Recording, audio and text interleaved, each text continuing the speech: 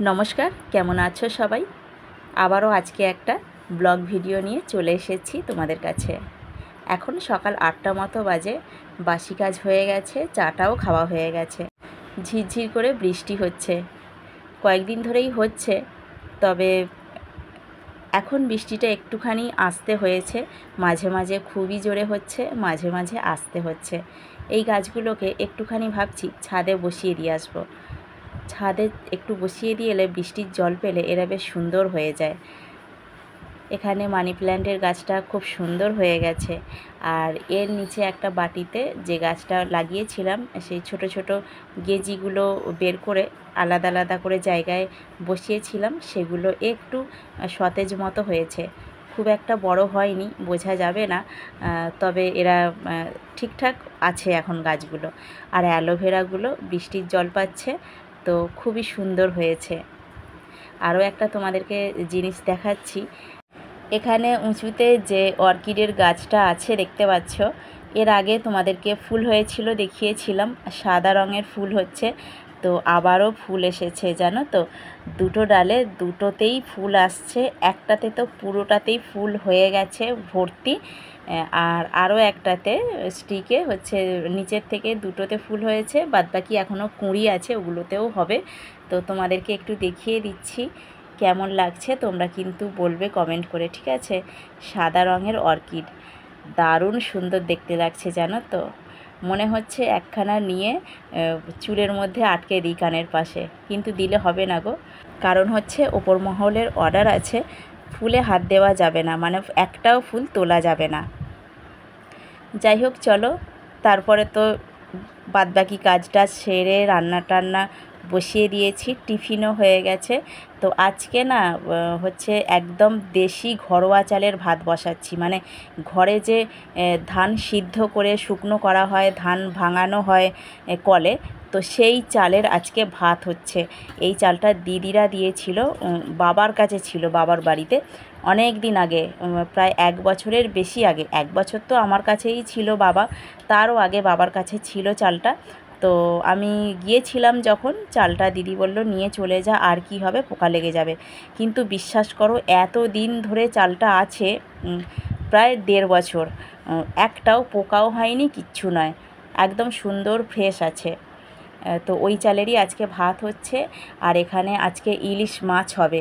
কাল থেকে ইলিশ মাছ হচ্ছে বেছে ধুয়ে রেখে দিয়েছি, বাজার থেকে কেটেই দিয়েছিল ওরা, তো বেছে ধুয়ে রেখে দিয়েছি।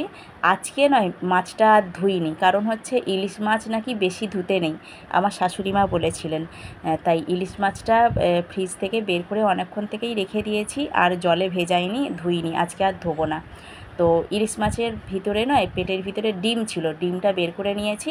আর এটা তেল, তো তেল আর মাছের মাথা এইগুলো দিয়ে পুঁই শাক রান্না করব। আর ইলিশ মাছের ডিমটা বের করে নিয়েছি, ডিমটা দিয়ে টক রান্না করব কাসুন্দি দিয়ে। আর হচ্ছে ইলিশ মাছের এমনি সর্ষে বাটা দিয়ে ভাপা করব। তো এতগুলো ইলিশ মাছ করব না, একটুখানি রেখে দেব। আর হচ্ছে কি বলো তো, ইলিশ মাছটা যেহেতু ফ্রিজে ছিল, ওই তেল টেল সব একসাথেই রেখেছিলাম, তাই একটু লাল লাল মতো ওরকম দেখাচ্ছে, কিন্তু ফ্রেশ জানো তো, একেবারে ফ্রেশ। আর আজকে আমি ধুইনি, কারণ তোমাদের বললাম যে ইলিশ মাছ আমি বারবার ধুই না, তো সেজন্যই এরকম একটু লাগছে। তো চলো, মাছগুলো আমি বের করে নিয়েছি, একটু তুলে দেব, কালকের জন্য একটু তুলে দেব, এতগুলো মাছ করব না। এদিকে দেখো, পুঁই শাকের তরকারিটা বসিয়ে দিয়েছিলাম অনেকক্ষণ আগে, কুমড়ো, কচু টচু, বেগুন, ঝিঙে সব কিছুই দিয়েছিলাম, মাছের মাথা দিয়ে দিয়েছি এর মধ্যে, আর তেলটাও তো ভেজে সবজিগুলোর সাথে ভেজে নিয়েছিলাম। তো মোটামুটি এখনও একটু হবে সিদ্ধ। এদিকে এটা হচ্ছে, আর এদিকে মাছের ডিমটা ভাজা হচ্ছে। ওই ঢ্যাঁড়স কেটেছি, কুমড়ো কেটেছি, এই দিয়েই হবে টকটা। তো কাসুন্দি দিয়ে করব। শ্বশুরমশাই তো পাকা তেঁতুল খায় না, পাকা তেঁতুল কাঁচা তেঁতুল কোনো রকম তেঁতুলই খায় না। এই যেখানে ঢ্যাঁড়স আর কুমড়ো কেটেছি, এটা দিয়ে কাসুন্দি দিয়ে করব টকটা। আর এই যে 4 পিস মাছ বের করে নিয়েছি, এটা সর্ষে বাটা দিয়ে ভাপা করব। আর এখানে একটা পিস মাছ ভাজা রেখেছি, শ্বশুরমশাইকে দেব। আর এখানে এই যে তেল একটুখানি তুলে রেখেছি জানো তো, ভাতে মেখে খাবো বলে, গরম ভাতে। তো শাকের মধ্যে দিয়েছি একটু তেল, আর একটুখানি আমি নিজের জন্য তুলে রেখেছি। গরম ভাতে এই মাছের তেল ভাজা খেতে দারুণ লাগে। আর এখানে একটুখানি মূলো শাক ভাজা দেখতে পাচ্ছ আছে। তো এই শাকটা হচ্ছে আমার মেজদি দিয়েছে জানো তো, ওদের বাড়িতে কালকে গেছিলাম একটা কাজে, একটু শাক দিয়ে শাক ভাজা দিয়েছে, আর পুঁটি মাছের টক দিয়েছে হচ্ছে পাকা তেঁতুল দিয়ে। তো এগুলো কালকে কেউ খায়নি। আর ইলিশ মাছ দিয়ে কচু দিয়ে তরকারি হয়েছিল, ওটা দিয়েছিল, মেয়ে খেয়েছিল। কাল আমার একাদশী বলে আমি কিছুই খাইনি, তো ওগুলো সব ছিল। ওই দুটো আজকে বের করে নিয়েছি, আমি খেয়ে নেব, আর কালকের তরকারিটা আমার মেয়ে খেয়ে নিয়েছে। এদিকে ইলিশ মাছটা সামান্য একটু ভেজে নিচ্ছি, কারণ আমার মেয়ে বলছে একটুখানি ভেজে নিয়ে করবে, একদম কাঁচা ভালো লাগে না। আবার তোমাদের দাদাভাই বলে যে ইলিশ মাছ মানেই একদম কাঁচাই ভালো লাগে। কিন্তু কি করব বলো, সব সময় তো মেয়ের ইচ্ছা মতো রান্না হয় না। সব সময় কেন, কোনো রকমেই কোনো সময়তেই হয় না। তো আজকে ভাবলাম মেয়ে বলেছে যখন, তখন একটুখানি ওর মতো করেই করি আর কি। এমনিতেও ইলিশ মাছ খেতে চায় না, কাঁটার জন্য খায় না। তো সেজন্য একটুখানি ভেজে নিয়েই ইলিশ মাছটা আজকে হবে। আর এদিকে এই যে কাসুন্দিটা তোমাদের একটু দেখিয়ে দিচ্ছি। এই কাসুন্দিটা আমি নিজেই বানিয়েছি। তো বাবার গাছের আম নিয়ে এসেছিলাম, সেই বৈশাখ মাসে গেছিলাম বিয়েবাড়ির সময়, তো তখন নিয়ে এসেছিলাম পাড়িয়ে। তো এই কাসুন্দিটা হয়েছে জানো তো, আর একটু হয়েছিল, সেটা শেষ হয়ে গেছে। আর এই কৌটোটার মধ্যে 1 কৌটো এখন আছে, একদম চেপে চেপে আছে। তো সারা বছর কিন্তু এই কাসুন্দিতেই আমাদের টক হয়। যেহেতু হচ্ছে শ্বশুরমশাই কোনো রকম তেঁতুল খায় না, তো সেজন্য সারা বছরের জন্য আমি এই কাসুন্দি করে রেখে দিই, সারা বছর একদম। আবার সামনে বছর আম হবে, আবার সেই আমের কাসুন্দি করব। চলো আবার কৌটো করে রেখে দিই। আর আমি কিন্তু কাসুন্দি ফ্রিজে রাখি না, এমনিই রাখি। এই দেখো পুঁই শাকের তরকারি হয়ে গেছে এদিকে, আর মাছের ডিম দিয়ে তোমার টকটাও হয়ে গেছে, গাঢ় গাঢ় করে হয়েছে। বেশ একটু মিষ্টি দিয়েছি, বেশি করে মিষ্টি মিষ্টি হয়েছে। আর এদিকে সর্ষেটা আর পোস্তটা বেটে নিয়েছি, কালো সর্ষে দিইনি, এমনি সাদা সর্ষে আর পোস্ত দিয়েছি। মাছের ঝালটা এমনি যেমন তেল ঝাল হয় সেরকমভাবেই হচ্ছে, তার উপরে এবার এটা দিয়ে নামিয়ে নেব। আর একটু কাঁচা তেল দেবো, হ্যাঁ কাঁচা তেল দেবো, দিয়ে চাপা দিয়ে রেখে দেবো গ্যাসটা নিভিয়ে। তার একটুখানি পরে নামিয়ে নেব, তাহলেই হয়ে যাবে মাছের ঝাল। যেহেতু ভেজে নিয়ে করছি, তাই এই রকমভাবে করছি কড়াতে। আর কাঁচা করলে কি করি বলো তো, কৌটোর মধ্যে সব দিয়ে চাপা দিয়ে, আর প্রেশার কুকারে তোমার জল দিয়ে সিটি দিয়ে নিই, ভাপা করলে একদম কাঁচা ভাপা করলে। আর যেহেতু সামান্য ভেজে নিয়েছি, তাই কড়াতে এই রকমভাবেই করে ফেলছি, এছাড়া আমার পদ্ধতি জানা নেই। দেখো শেষমেশ এর দেখতে এরকম হয়েছে, আর একটু ঝোল ঝোল হয়ে গেছে। আর একটুখানি ঝোলটা মরলে হতো, যাকে কিন্তু পাতলা করেছি। এর আগের দিন একদিন করেছিলাম, খুব গাঢ় হয়ে গেছিলো, তাই আজকেরটা একটু পাতলা হয়েছে। খাওয়া দাওয়া সেরে দুপুর দুপুর বেরিয়ে পড়েছি মা মেয়ে দুজনে মিলে কিছু কেনাকাটা করতে। তো এখানে এই শপিং মলটা নতুন হয়েছে, এটাতেই যাচ্ছি। আমি একবারও যাইনি কিন্তু এই মলটাতে। তো মেয়েকে নিয়ে যাচ্ছি, এখানে মেয়ের কিছু টুকটাক কিনবো আর কি, সেজন্যই যাচ্ছি। আজকে আমরা দুজনেই এসেছি, তো চলো যাওয়া যাক।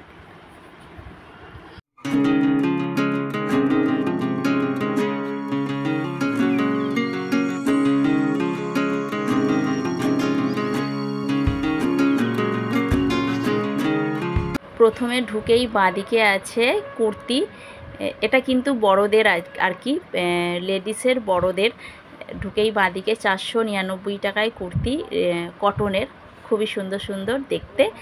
আর একটুখানি এদিকটা তোমাদের দেখিয়ে দিচ্ছি ঘুরে কীরকম কী কালেকশান আছে। দামগুলো কিন্তু মোটামুটি রেঞ্জের মধ্যেই আছে। এত সুন্দর সুন্দর ডিজাইন, আর এত সুন্দর, দেখলেই তোমাদের পছন্দ হয়ে যাবে। প্রত্যেকটা কালেকশানই খুব সুন্দর। তো আমি তো সবগুলোই একটু করে হাত দিয়ে দিয়ে ঘেঁটে ঘেঁটে দেখছি। আর সবার প্রথমে যেটা দেখছি সেটা হচ্ছে দাম। তো এটার দাম হচ্ছে 899 টাকা। খুব সুন্দরই কিন্তু দেখতে, দেখলেই পছন্দ হবে। তো আমি তো নেব মেয়ের জামা এখান থেকে, আমার কিছু কিনবো না। তবুও আমি একটু দেখে নিচ্ছি সব কটা ডিজাইন, আর তার সঙ্গে কিন্তু দামটাও দেখে নিচ্ছি সবগুলোর।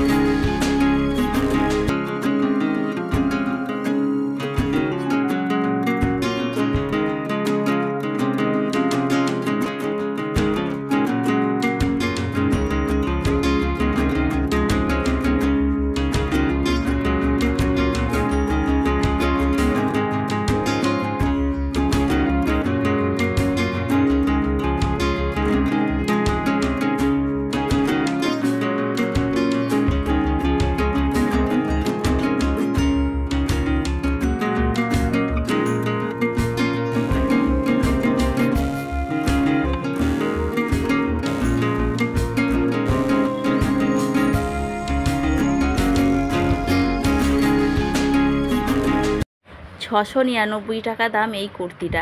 কি অপূর্ব দেখতে না, তেমন কালার, কি মিষ্টি লাগছে দেখতে। প্রত্যেকটা কালেকশানই কিন্তু দুর্দান্ত। এখানে যারা একবারও আসুনি, আমি বলবো তোমরা একবারটি এসে ঘুরে যাও, ভারী ভালো লাগবে তোমাদেরও। দুর্দান্ত ডিজাইনের জামা কাপড়গুলো বিক্রি হচ্ছে। চলো, নিচেটা ঘুরে দেখা হয়ে গেছে। আমার তো কিছুই কিনিনি এখান থেকে, তো মেয়ের জন্য প্রথম কিনবো, তাই ওপরে যাচ্ছি। আর জানো, স্কেলেটার এদিক দিয়ে যাচ্ছে ওপরে, তো মেয়ে বললো না গো, সিঁড়ি দিয়ে উঠবো, এটাতে উঠবো না। তাই ও সিঁড়ি দিয়ে যাচ্ছে ওই যে, আর আমি যাচ্ছি এদিক দিয়ে স্কেলেটার দিয়ে। কেন ছাড়বো বলো, আমার তো ভারী মজা লাগে এইগুলোতে উঠতে নামতে। চলো, ওপরে এসে গেছি। এবারে যাব আমার মেয়েদের যেখানে আছে জামা কাপড় সেখানে। আর ওপরে চলে এসেছি, ওপরে কিন্তু সব শাড়ি, জানো তো, দোতলায় সব শাড়ি। চলো যাওয়া যাক, কোথায় আছে আমার মেয়ের জামা কাপড়। আমি কিন্তু এখানে কোনো কিছুতেই তাকাবো না, আর নিচে যা তাকিয়েছি, আর ওপরের শাড়িটারই কিছু তাকাবো না। কত শুধু দেখবো বলো, কিছু কিনবো না, শুধু দেখেই যাব। লজ্জা করে না? একটা নিজেরও তো একটা লজ্জা বলে কিছু ব্যাপার আছে, তাই না? দেখতে যদিও বা ভালো লাগে, তবুও কত দেখবো বলো। সত্যি কথা বলতে কি, শাড়ি আমি বিশেষ কিনি না, আর দামি শাড়ি তো একদমই কিনি না। ওই দু একটা চলার মতো হলেই আমার হয়ে যায়। চলো এবার ওপরে যাই, এসে গেছি। আর এবারে কিন্তু সিঁড়ি দিয়েই উঠলাম। এখানে যতটা পারবো তোমাদের দেখাবো, কারণ হচ্ছে এখানে তোমার হচ্ছে মেয়ে জামা পছন্দ করবে, আমাকে একটুখানি দেখতে হবে। তো কিভাবে কি দেখবো না দেখবো ঠিকমতো ভিডিও করতে পারবো না, কিন্তু এখানের কালেকশানগুলো দারুণ আছে। তো মেয়ে চাইছে একটা জিন্স নেবে, আর হচ্ছে একটা টপ নেবে। তো ওর কী ধরনের জিন্স টপ পছন্দ আমি জানি না, ও দেখছে সব কিছুই, কিন্তু সবই কিন্তু আমার মেয়ে তার মধ্যে ঢুকে যাবে। এত বড় সাইজ আর কি, ফিটিংস করলেও কিন্তু ওর গায়ে দেখছি মানে সেভাবে ঠিকঠাক হবে না। দেখতে ভালো লাগছে, সব কটা জামাই কিন্তু দেখতে ভালো লাগছে, কিন্তু কি বলো তো, সব কটাই ওই মানে এতটাই আরে বড় লাগছে, মানে ফিটিংস করলেও ওর ঠিক ফিটিংস হবে না মনে হচ্ছে। তো তাই দেখছি যদি একটু ছোটোখাটো কিছু পাওয়া যায়। আবার ছোটোখাটো হলে পেটের ওপরে উঠে যাচ্ছে, কিন্তু সাইডে হচ্ছে না, এটাই মুশকিল হয়ে যাচ্ছে জানো তো। তো যেগুলোই পছন্দ হচ্ছে দেখছি সব ওই রকমই হচ্ছে। আমার মেয়ে তো বড্ডই রোগা, কি আর করা যাবে বলো, কিছু করার নেই। তো চলো আগে কেনাকাটাটা করে নিই। একেবারে চাটা নিয়ে চলে এসেছি বিকেলবেলা, আমরা কিনে টিনে বাড়ি চলে এসেছি, এসে চা নিয়ে চলে এসেছি। আর এখানে আজকে একটা বিস্কুট ভাঙছি। এই বিস্কুটটা প্রথম আমি হয়তো খাবো, এর আগে খেয়েছি বলে আমার মনে পড়ছে না। তো বিস্কুটের প্যাকিংটা আমি খুলতে গেলাম, দেখলাম যে কত প্যাকিং করা আছে এর মধ্যে, তাই তোমাদেরকে একটু দেখাচ্ছি। আর বিস্কুটটা আছে ওর মধ্যে ঠিক ওই রকম আমি দেখালাম যেটা বিস্কুটের প্যাকেটের গায়েরটা। আর আমার ট্রেটা দেখো, সেই ভাঙা ট্রে তোমাদেরকে দেখিয়েছিলাম, সেই ট্রেটা আমি এখনও পর্যন্ত ফেলিনি। দেখেছো, ফেটে গেছে, দুদিকটা ফেটে গেছে, তারপরেও কিন্তু আমি ট্রেটা ফেলিনি, রেখে দিয়েছি। তো মায়া লাগে, কিছু কিছু জিনিস দেখবে মায়া লাগে ফেলতে।